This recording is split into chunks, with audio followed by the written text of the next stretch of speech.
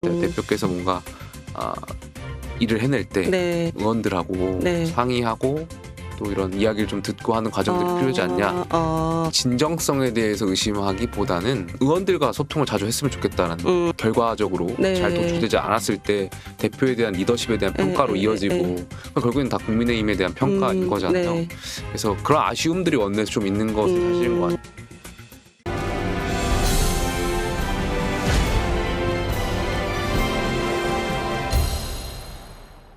여러분 안녕하세요. 송주영입니다. 나는 정치인이다. 이번 시간에는요. 국민의힘의 대표적인 청년 정치인이십니다. MZ세대 그리고 90년대생 정치인이자 여당 내 쓴소리를 도맡아 하시는 분이시죠. 김용태 국민의힘 의원 모셨습니다. 어서 오세요. 네, 안녕하세요. 포천가평 김용태입니다. 네, 아니 국민의힘에서 최연소 그 지역구 의원이신 거죠? 뭐 지역구 비례대표 통틀어서 제일 젊은 의원입니다. 예. 와. 아니 그 조금 전에 이제 포천 가평 이제 지역구 의원이라고 말씀을 해주셨는데 의원님 사실은 최연소이시기는 하지만 지역구에 있어서 좀 부침이 있으셨어요. 그렇죠. 그래서 이번 총선에서는 네. 제 고향이 포천입니다. 그렇죠. 정치인들이 고향에서 정치할 수 있는 기회를 갖는 건 굉장히 영광인 것 같아요. 대부분 뭐 살았던 곳을 떠나서 이제 대학 시절이라든지 아니면 직장 가졌던 곳에서 출마하시는 경우가 대부분인데 그럼에도 불구하고 이번에 지역 고향에서 또 경선을 통해서 유권자분들의 선택을 받아서 굉장히 감사한 의정 활동을 하고 있는 것 같습니다. 그러니까 대개는 사실은 지역구 이제 현역 이제 정치를 하실 때 지역구를 고를 때 뭐 어쨌든 연고를 막 찾으시는데 말씀하신 것처럼 내 고향으로 돌아갈 수 있게 된 거는 사실은 여러 행운 중에 하나일 수 있는데 또 승리까지 했어요. 근데 이제 그 출구조사 방송 3개 출구조사 했을 때 사실 두 곳에서는 지는 걸로 아니 저 다 지는 곳으로 나왔었고 두 개가 아니라 다였어요? 네. 아니 그럼 결국은 사실은 막 뭐 지옥을 갖다 천당으로 지금 오늘신 케이스잖아요. 그 포천 가평이 전통적으로 여당세가 강한 곳은 맞습니다. 상대 후보님이 오랫동안 지역에서 정치하셨던 분이고 또 저희 당 계셨다가 이제 민주당 가신 분이라 지역에서 인지도가 높으신 분이고 그래서 좀 여러 가지로 어려움을 겪었는데 그날 그 개편 날 뭐 방송국에서 방송을 좀 같이 하자고 하시더라고요. 그래서 거절했거든요. 아니 제 그래도 개편 날 지역에서 같이 지역 주민들하고 봐야지. 아직 어떻게 될지 모른다 했더니 거기 뭐 당연히 이기는 곳이니까 나오시죠 해서 나간다고 했어요. 뭐 방송국. 근데 막상 딱 출구조사 깠는데 제가 지는 걸로 나오니까 방송은 해야 되겠고 막 출구조사는 지는 걸로 나왔는데 나가서 제가 다른 지역 얘기하면서 막 평론해야 되는데 막 땡기지가 않더라고요. 그래서 근데 다행히 출구조사 시작하면서 그러니까 출구조사 끝나고 개표 시작하면서 계속 리드를 하고 있었어요. 그래서 이길 수 있을 것 같다. 출구조사가 잘못된 것 같다 이런 이야기들 나와서 편안하게 방송을 했었던 기억이 있네요. 이 포천 가평에서 의원님을 선택해 주신 이유 뭐라고 보세요? 포천 가평이 과거에 이제 이한동 국무총리도 계셨고 여러 이제 장수하셨던 정치인분들이 계셨는데 아무래도 이번에는 좀 젊은 정치인 잘 키워보자 하는 기대감이 있으셨던 것 같아요. 지역권자분들. 그리고 한번 21대 국회가 워낙 정치의 기능을 상실했으니까 한번 세대 교체를 포천 가평에서 해서 22대 국회는 정말 정치 기능 한번 살려보자 이런 욕심들 또 기대감이 있으셔서 선택해 주신 것 같은데 그 기대에 지금 22대 국회가 잘 부응하지 못하고 있어서 죄송하다는 말씀을 좀 드릴 수밖에 없을 것 같습니다. 그래서 그런 거 세대 교체 그리고 어떤 정치에 대한 변화 혁신 이런 것들에 대한 기대감이 이제 어쨌든 의원님에게 이제 오롯이 좀 있는 상태로 이제 포천 가평에서 이제 당선이 되셨다라는 생각이 있으셔서 그런 건지는 모르겠으나 당내에서 사실은 좀 가끔씩은 어려울 수도 있는데 쓴소리를 그래도 저는 그래서 보면서 청년 정치인의 패기인가? 아니면은 그렇지만 무모하진 않아요. 민심을 반영한 그런 목소리들을 내는데 용감하게 내시더라고요. 제가 그 최근에 필리버스터를 했었는데 제가 필리버스터를 했을 때 많은 분들이 저한테 공감했던 것 중에 하나가 제가 민주당 의원들 향해서 이재명 대표 비판할 줄 아냐, 비판하실 수 있냐, 저는 윤석열 정부 또 저희 국민의힘 비판한다라는 말씀을 들었는데 많은 분들이 공감을 해 주시더라고요. 지금 물론 여당과 야당을 이렇게 단순히 비교하긴 그렇지만 여당 내에선 그래도 대통령이라든지 여사라든지 국민의힘 지도부를 향해서 네. 건설적인 건강한 비판들 많이 나오지만 뭐 여야 비교해 보면 야당엔 사실 이재명 대표를 향한 비판들의 목소리를 낸 초선들이 보이지 않죠. 그래서 그게 좀 차이가 있는 것 같고 저희가 늘 그런 거에 매몰되면 안 될 것 같아요. 그러니까 문재인 정부가 네. 5년 만에 이제 정권의 심판 받았던 이유 중에 하나가 그 당시 여당이 여당의 역할을 잘 못했기 때문이라고 생각하거든요. 근데 저희 정부는 또 저희 당 그러지 말자라고 해서 이제 윤석열 정부가 시작했는데 지금쯤 국민들의 평가는 어떠할까에 대한 저희 스스로의 반성도 좀 필요할 것 같고 네. 자칫 같아지는 거 아닌가에 대한 그러한 좀 경계심도 가져야 될 것 같아요. 네. 그래서 저희는 보수 정당이고 네. 또 대한민국의 역사와 집권의 역사를 함께 해왔던 정당이잖아요. 네. 민주당하고는 달라야 된다고 생각하고 있기 때문에 좀 더 건강한 비판을 많이 내려고 하고 있습니다. 네.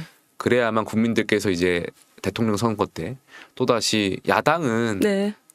권력 구조상 여당을 비판할 수밖에 없는 네. 구조잖아요. 견제를 해야 되는 또 역할을 해야 반대를 또 할 되니까. 때도 있고 정쟁으로 가다 보면 사실 말도 안 되는 소리 할 때도 있는데 여당 안에서 좀 건강한 비판과 여당 내 야당을 할 수 있는 역할들이 있다면 네. 국민들께서 또다시 여당에 한번 기회를 주실 수 있지 않을까 네. 생각도 그쵸. 들어요. 네.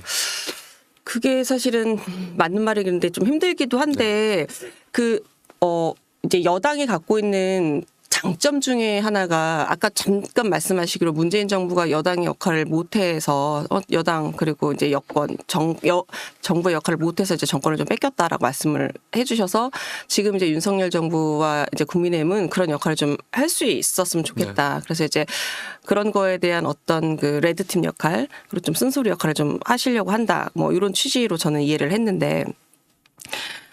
근데 이제 한동훈 지금 국민의힘 대표도 사실은 지난 이제 총선 때도 국민의힘이 가지고 있는 큰 자산은 집권 여당이기 때문이다. 그래서 정책을 만들어낼 수 있고 결실을 만들 수 있다라고 얘기를 했어요. 근데 지금 한동훈 대표가 당정 관계에서 역할을 지금 하는데 상당한 어려움을 겪고 있어서 그 역할을 지금 잘 제대로 못하고 있고 대표적으로 지금 오늘 지금 얘기가 나오는 게 윤석열 대통령이 여당 그 원내 지도부 만찬을 하는데 한동훈 대표가 빠졌단 말이에요. 물론 뭐 이유를 대기는 했는데 이거는 지금 어떻게 보세요? 이걸 어떤 의미로 봐야 될까요, 저희가? 뭐 정치 하나하나를 두고 우리가 이제 숨은 뜻을 찾기도 하지만 네. 사실 이거는 네. 있는 그대로 보는 게 맞는 것 같아요. 원내 지도부 네. 아니고 사실 국회가 네. 9월 정기회가 시작하면 연말까지 보통 원내대표의 시간이라고들 많이들 네. 말씀하시잖아요. 네. 그리고 또 국정감사를 앞두고 있고 또 초대된 그 인사들의 면모를 보면 상임위원장들 또 상임위 간사 네. 원내를 중심으로 이루어져 있기 네. 때문에 당연히 원내대표가 가는 게 맞지 않나 생각이 들고 여기 한동훈 대표가 초대가 안 된 것이 아니라 네. 형식이 좀 달랐던 것 같아요. 그러니까 약간 시점이 참 미묘했다. 하지만 예. 이 만찬에 이 프로토콜 이거는 사실은 이제 7일 국감을 앞두고 뭐 여러 가지 얘기를 하려면 원내에 있는 분들을 모시는 자리였기 때문에 그런 좀 오해는 있을 수 있지만 사실은 뭐 그런 취지는 아니었을 것이다 이런. 예. 근데 이제 대통령실도 그렇게 얘기를 하더라고요. 네네. 근데 좀 한편으로 또 이런 얘기도 제가 있어요. 여기서 뭐 다른 이야기 근데 이제 의원님 그 국회의원 아니실 때 원외이실 때 그 지도부 하셨었잖아요. 최고위원. 원 내일 때도 한번 했어요. 비대위원도 했었어요. 그렇죠. 원 내일 때도 했지만 이제 제가 말씀드린 건 원외 청년 최고 하셨잖아요. 근데 이제 그때 처음 뵀죠. 그렇죠. 그때 저희가 처음 뵀죠. 근데 그 지도부일 때 보면 그 원외 지도부지만 그래도 원내 상황과 그렇게 분리됐다고만 볼 수는 없잖아요. 근데 제가 한동훈 대표 지도부 시작할 때도 여러 이제 인터뷰에서 이런 말씀 드렸던 적이 있어요. 그러니까 대표를 향해서 자꾸 원내냐 원외냐 구분 짓는 것은 자꾸 우리 스스로 이제 위축하는 것 같아서 좀 지양하고 싶은데 그럼에도 불구하고 이 원내냐 원외냐인 당대표의 물리적 한계가 분명히 존재한다. 그걸 제가 이준석 대표 체제에서 전 지도부 체제에서 느꼈다라는 표현을 많이 썼거든요. 당대표라는 자리가 굉장히 바쁘거든요. 당무도 봐야 되고 또 17개 시도 돌아다니면서 민원도 청취해야 되고 또 당정회의도 주재해야 되고 그러니까 그러다 보면 사실 원내 의원들과의 관계를 소홀해지거나 아니면 네. 이 원내와의 의사소통이 좀 잘 네. 되고 있다고 느끼지만 실질적으로는 좀 멀어질 때도 있는 걸 좀 느꼈어요. 그러니까 국회의원들 300명이 결국 정치를 해 나가는 거니까 네. 이분들하고 교감하고 하는 거 굉장히 중요하다는 말씀 드렸던 적이 있고 그러다 보니까 원내가 네. 좀 물리적인 한계가 있다라는 거 좀 느낀 적이 많습니다. 그건 예 저도 이제 정치를 출입하면서 보면은 뭐 국힘도 그렇고 민주당도 그렇고 대표가 원내일 때 원외일 때 이런 문제들이 좀 있는 것 같은데 가끔 이제 이게 사이가 좋을 때는 별 문제가 없는데 그렇지 않을 때 이게 이제 말을 좀 해석의 여지들이 많이 개입이 되고 이러는 것 같기는 좀 하더라고요. 이 대통령과 이 한 일각에서는 이건 좀 해설 박스를 너무 세게 쓰는 걸 수도 있기는 한데 이제 뭐 윤 대통령이 이제 김 여사 특검법 재표결 앞두고서 이제 직접 뭐 표단속 나서는 거다 이런 분석도 나오잖아요. 이번 만찬을 두고. 근데 어쨌든 한동훈 대표가 가지 않음으로써 이른바 친한계 의원들의 이 이탈표가 조금 생기는 거 아니냐 이번에 이런 네네. 얘기도 나오는데 그럴 가능성이 있다고 보세요? 저는 없다고 생각해요. 없다고? 왜냐하면 네. 당정 갈등이 있을 때도 있고 네. 때로는 뭐 건강한 비판과 싸울 때도 있겠지만 최소한의 싸울 때는 그 운동장의 룰 안에서 싸워야 된다고 생각하거든요. 네. 근데 물론 저희가 여사를 향한 비판들도 있고 당내에 많은 의원들이 여사에 대한 입장 표명했으면 좋겠다 아니면 자중했으면 좋겠다라는 당원들로의 이야기를 많이 듣고 계실 거고 비슷한 생각들을 갖고 계실 텐데 그것과 특검법은 별개의 문제라고 생각해요. 네. 그러니까 특검이라는 것은 여러 번 민주당이 제안한 그 여사 특검법이 법률적인 모순점이 있다라는 것을 저희가 설명을 드린 적이 있고 그리고 특검법은 결국은 여야가 합의해야 돼요. 네. 그러니까 결국 대통령이 수용하지 않는 상황에서 여당의 그런 이탈표로 특검법이 가결되는 상황이 발생한다면 사실상 윤석열 정부가 레임덕일 거예요. 네. 여당이 레임덕이 시작될 텐데 그걸 원하는 친한계 의원들은 없을 거라고 생각해요. 그러니까 대통령하고의 갈등이 있다고 하더라도 네. 이 정권이 몰락하기를 기다리는 친한계 의원들은 없을 거라고 네. 생각하기 때문에 그거는 단호하게 없을 거다라고 저는 말씀드릴 수 있을 것 같습니다. 어쨌든 친한계 의원들도 그 대통령실과의 갈등이지만 그거는 기본적으로 이 한 배를 타서 순항하는 거에 대한 그 공감대는 있는 상황이다. 네. 예, 한동훈 대표가 의총에 최근에 참석하셔서 이 말씀하셨다고 그러더라고요. 무조건 민주당에 반대하기만 한다. 그리고 무조건 정부 입장을 무지성으로 지지한다라는 오해를 받아서는 안 된다. 이게 일종의 경고의 시그널일 수도 있다. 아니면 특검법을 향한 그런 네. 표현 전제가 그런 거죠. 네네. 근데 요거를 듣고 의총장 내부에서 뭐 의원님들 따로 좀 반응이 있으셨나요? 아니요, 뭐 특별한 반응을 하시진 않았고 네. 그 언론의 해석하고는 다르게 그게 특검법을 염두에 두고 말씀하셨을 거라고는 의원들은 그렇게 추론하진 않았고 그 자리에서는 네네. 당연히 여당의 대표로서 한동훈 대표 말씀하실 때 당연히 윤석열 정부 성공 많이 말씀하시잖아요. 그 네. 아래서 이 정부가 더 성공했으면 좋겠다. 그리고 우리 당이 조금 전에 말씀드렸던 것처럼 문재인 정부의 여당처럼 되는 것이 아니라 때로는 정부가 잘못하는 거에 있어서는 당이 쓴소리도 내고 또 다양한 목소리를 냈으면 좋겠다라는 그 의미에서 말씀하신 것이지 네. 뭔가 특검법을 염두에 두고 말씀하셨을 거라고는 현장에서는 느끼지 못했던 것 같습니다. 그러니까 무조건 내 편이라고 잘하든 못하든 내 편 들고 뭐 이러지는 않을 거다. 정확한 합리적 판단 내에서 네, 예. 움직이겠다. 뭐 이런 취지로 말씀하셨다. 이렇게 이해를 하면 될까요? 저도 그렇게 이해했습니다. 예. 네. 한동훈 대표가 이 국감 시작하는 첫날 7일이죠. 그 원외 당협위원장 연수 참석하신다고 하더라고요. 예. 근데 이걸 두고 이제 공교롭게도 원외 세력 규합의 행보 아니냐 이런 해석도 나오던데 그렇게 봐야 할까요? 글쎄요. 그것보다는 이제 국감이 시작되고 정기회가 시작하면 사실 원내가 바쁘다 보니까 원내와 뭔가 할 수 있는 물리적인 시간들이 부족하고 그러다 보면 원내 위원장분들과의 교감을 늘릴 수 있다라는 생각이 있지 않았을까. 그냥 효율적으로 생각하시지 않았을까에 대한 생각이 있고요. 그러다 보면 당연히 원내위원장과의 만남을 원내가 바쁠 때 하실 수 있지 않을까. 그걸 굳이 색안경 끼고 뭔가 갈라치기 하고 세력을 규합하는 걸 거다. 라고 볼 필요는 없을 것 같다는 말씀. 국감 말씀하신 대로 국감은 어쨌든 그 원내의 시간이 돌아왔으니 이제 당 대표가 할 수 있는 또 다른 역할이 뭔지를 좀 봤을 때 원내에서의 이제 뭔가 역할을 좀 찾아서 그걸 하시는 그런 움직임이다. 이 정도. 뭐 세력을 규합한다라고 보실 수도 있겠지만 그것보다는 당 대표로서의 시간 효율을 잘 배분해서 쓰고 계신 거 아닌가로 좋게 볼 수도 있지 않을까 생각됩니다. 네. 그 이준석 의원이 이 원내 당협위원장 요 연수 관련해서 원내 당협위원장 입장에서는 한 대표와 함께하는 이 자리가 참석자와 불참자의 이 출석표가 만들어지는 거다. 네네네. 그래서 조금 부담을 느낄 수도 있다라는 얘기를 하시더라고요. 그게 그렇게도 읽혀질 수 있나요? 약간 뭐 유준석 의원이 그런 정치공학적 네. 전략적인 측면에서 해왔던 것도 말씀해 오셨던 것들이 있기 때문에 네. 아마 그런 측면에서 말씀하신 것 같고 뭐 그렇게 읽힐 수도 있겠죠. 네. 그러니까 저만 하더라도 네. 당대표가 주관하는 행사에 제가 개인적인 사정으로 선약이나 지역구 행사를 못 갈 때도 있고 네. 뭐 당연히 갈 때도 있고 근데 못 갈 때 꼭 언론에서 그렇게 갈라치기 해서 보시는 해석을 분들도 있어요. 네. 그러니까 김용태 의원은 대표 행사에 안 간다. 그러면서 몇몇 의원들 딱히 안 간 불참자 명단 다 해서 그거는 뭐 그렇게 보시는 분들의 해석의 영역일 것이고 근데 정치는 물론 해석의 영역도 중요하지만 어쨌든 그런 의도는 아니시지 않을까 생각이 돼요. 원내위원장분들이 저는 그런 걸 좀 당부드리고 싶은데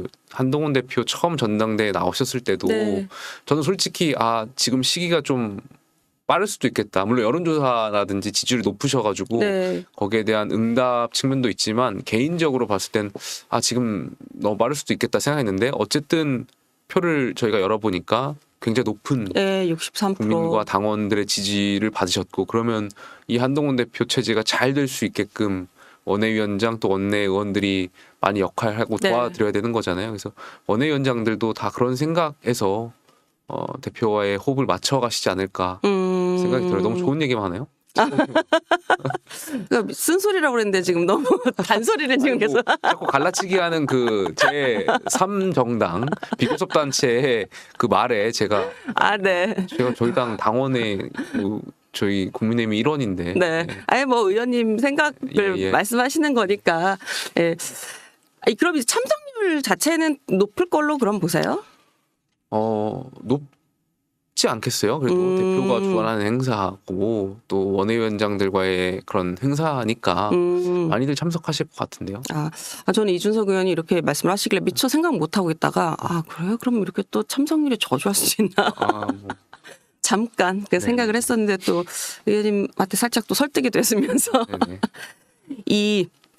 이 자리 이제 자유토론 한다고 그러잖아요. 근데 이거는 뭐 언론에서도 많이 이제 얘기를 하던데 해설도 해설이지만 요거는 이 얘기가 저도 약간 좀 동의가 되는 부분이긴 하던데 김건희 여사 관련된 부분 뭐 의정 갈등 뭐 그리고 사실은 요새 당정 지지율 좀 떨어졌으니까 이런 얘기들이 다 자유롭게 이제 오갈 걸로 보이는데 이러면 의원님 지금 조금 전에 말씀하신 것처럼 뭐 윤 대통령이랑 지금 한동훈 대표가 사이가 지금 좋지 않으니까 그런 해설 박스가 또 써질 거란 말이야. 거기서 이제 그런 주제의 얘기들이 나오면서 우려 섞인 목소리가 나오면 이 엄청난 이제 대립각을 세우는 모습으로 비춰질 수 있을 것 같은데 이런 것들은 대체 이제 어떻게 풀어야 될까요? 맨날 이렇게 층층 부딪히기만 할 수는 없잖아요. 아니 근데 그게 국민 보편적인 생각 아닐까요? 보편적인 생각이 그냥 반영이다. 증언 관련해서 지금 어떻게든 빨리 정부가 의사분들하고 타협하길 원하시는 분들이 많은 걸로 알고 있고 또 뭐 김건희 여사와 관련해서 입장 표명해야 된다라고 생각하시는 분들이 그 원내위원장들이라고 해서 그렇게 생각하는 게 아니라 국민 보편적인 생각이잖아요. 근데 그런 게 뭐 한동훈 대표가 대통령하고 각 세우려고 그런 자리를 만든 것이 아니라 그냥 있는 그대로 지금 상황이 그렇다 보니까 그냥 그걸 듣는 거다. 듣는 자리지. 그걸 또 뭐 분란 일으키려고 한다 뭐 이런 것보다는 아무래도 지금 그만큼 정부를 향한 걱정이라든지 우려가 많은 상황이다 보니까 그럴 수밖에 없는 거 아닌가. 이게 이런 것 같아요. 그 의대 정원 관련해서는 어쨌든 한동훈 대표는 여야 의정 협의체 만들어서 이제 풀어보려고 하는데 대통령실에서는 어쨌든 추계기구 다시 만든다고 그래서 이 한동훈 대표가 추진하려는 여야 의정 협의체가 사실상 이제 힘이 많이 빠져서 좀 유명무실해졌다라는 평가를 많이 받고 있잖아요. 그러니까는 이제 또 뭐 이 김건희 여사 관련해서도 한동훈 대표는 어쨌든 한동훈 대표가 하려고 하는 것들이 건건이 대통령실과 협의가 좀 된다기보다는 한동훈 대표가 인지하지 못하는 순간 대통령실에서 뭔가 해법을 내놓거나 논의가 좀 안 되거나 이런 게 계속 생기니까 과연 윤석열 대통령과 한동훈 대표의 이 관계 개선은 지금으로서는 좀 어려운 건가요? 그러니까 그게 관계 개선으로 볼 게 아니라 결국에는 한동훈 대표의 리더십에 대한 평가로 남겠죠. 그러니까 처음에 한동훈 대표께서 이제 전당대회 기간에 최상병 특검법과 관련해 가지고 이야기하신 바가 있고, 근데 지금 관철시키지 못하는 부분들이 있는 거잖아요. 현실적으로 봤을 때. 거기에 대해서 국민들이 리더십에 대한 평가를 하실 거고 여야 의정도 마찬가지로 저는 한동훈 대표가 좋은 안을 내셨다라고 생각되는데 결국엔 의사분들이 의료인분들 참여하지 못하면서 지금 흐지부지 되고 있는 상황인 거고, 그러다 보니까 이게 뭔가 정부가 대표를 골탕 먹이기 위해서 뭔가 안을 내놓는 것이 아니라 정부는 정부대로 일을 하고 있는 것이고, 그 과정에서 이제 한동훈 대표의 뜻대로 되지 않는 부분이 있으니까 그거는 이제 한동훈 대표에 대한 리더십에 대한 평가로 남겠죠. 그게 안타까운 측면이 있는 것이지 이걸 뭐 정부가 골탕 먹이려고 하는 것은 아니라고 생각이 들고요. 예. 자체적으로 여야 의정 같은 경우에도 뭔가 정부가 이런 추계기구를 하면서 여야 의정을 힘을 빼려고 하거나 패싱하려고 한 게 아니라 의료인분들이 사실은 패싱하신 거잖아요. 그러니까 정부도 기다려준 측면이 있고 잘 안 된 것이고, 그다음 정부도 이걸 마냥 기다릴 수밖에 없으니까 또 추계기구를 만들어서 의료인분들을 모실 수 있는 그런 생각들을 하는 것이고, 여러 가지 그냥 아이디어가 발현하는 과정일 것이지 이거를 뭐 누가 누구를 갈등을 하기 위해서라는 시각으로 보기 시작하면 한도 끝도 없을 것 같아요. 이게 그런 것 같아요. 왜냐하면 고위당정이 지금 안 된 지가 한 달 넘었잖아요. 이제 보통 고위당정에서 이제 그런 논의들을 막 하고 협상 이제 뭐 논의를 좀 해서 물꼬를 트거나 뭐 좀 이제 내용을 좀 의견을 맞추고 이러는데, 의정 갈등 관련해서는 어쨌든 총리와 한동훈 대표가 세게 좀 갈등했다는 얘기도 나오고, 물론 대통령실과 한동훈 대표도 좀 그렇고, 그리고 나서 이제 이 여야 의정 협의체도 안 되고 그다음 또 이 추계기구 나오고 이러니까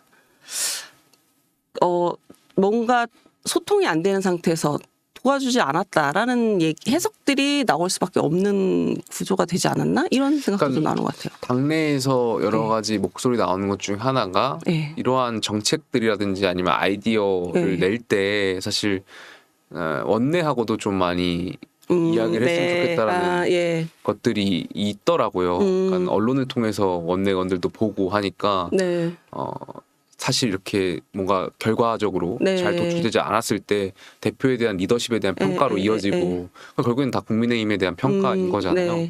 그래서 그런 아쉬움들이 원내에서 좀 있는 것은 사실인 것 같아요. 대표께서 뭔가 일을 해낼 때 좀 의원들하고 상의하고 또 이런 이야기를 좀 듣고 하는 과정들이 필요하지 않냐, 그런 이야기는 좀 있었던 것 같습니다. 네, 한동훈 대표가 어쨌든 당내 의원들과의 내부적인 소통, 그리고 사실은 좀 비공개로 가야 될 것들도 꽤 있는데 그렇지 않고 이제 건건이 계속 이제 이게 언론을 통해서 이제 얘기가 되고 이후 의원들도 듣게 되고 대통령실도 듣게 되고 이럴 때 약간 진정성에 대한 약간 퀘스천 마크가 계속 좀 찍힌다라는 지적들이 국민의힘 의원들 만나 뵈면 좀 말씀하시기는 하시더라고요. 그러니까 뭐 진정성에 대해서 의심하기보다는 그러니까 의원들과 소통을 자주 했으면 좋겠다라는 거. 과거에도 이제 제가 최고위원 할 때도 경험했던 것이 당시 대표께서도 이제 최고위원 분들하고 좀 상의를 했으면 좋겠다라는 비판들이 많았거든요. 그러니까 최고위원들이 모르는 상황에서 뭔가 당의 결정을 언론에 흘리거나 언론을 통해서 먼저 릴리즈하고 네. 최고위원회에서 통과시키니까 최고위원들이 도장 찍어주는 뭐 기계냐 뭐 이런 그때 비판들도 있었던 네. 것 같거든요. 어떻게 보면 지금도 비슷한 상황들이 연출되고 있는 것 같은데 그러니까 정치라는 게 결국에는 같이 상의하고 협의하고 해 나가는 과정이잖아요. 그러니까 이런 것들 이 원내 의원들이 약간 그러한 당의 정책이라든지 이런 것을 언론 통해서 듣거나 하는 것에 좀 아쉬운 말씀들 많이 하시는 분들을 들었던 것 같습니다.